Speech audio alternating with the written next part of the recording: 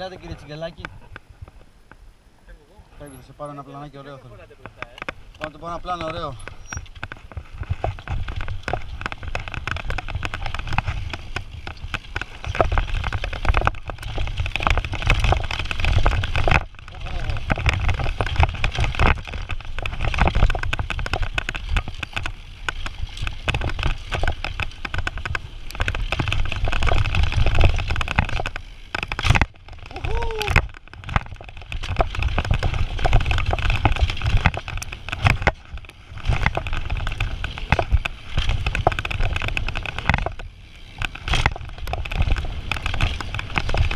Μας έφυγε ο κύριος Βαγγέλης.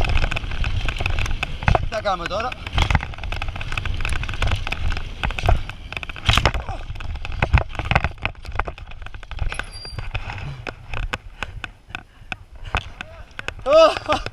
Μαλάκα!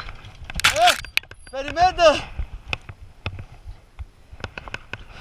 Εντάξει, χωρίς λόγια έχω χάσει το πετάλι μου, το οποίο είναι εδώ. Δεν το πιστεύω, μαλάκα. Δεν το πιστεύω. Κι όμως, αυτό εδώ είναι το πετάλι μου.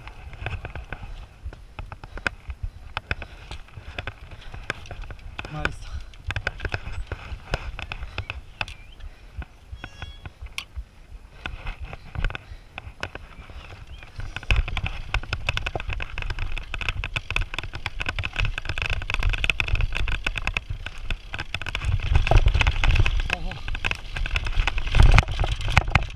Garden με ένα χέρι και ένα πόδι.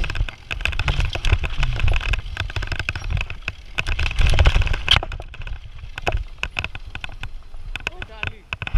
Σου φύγε. Σε πιτώθηκε ρε μαλάκα. Ρε μαλάκα. Διαλύεται.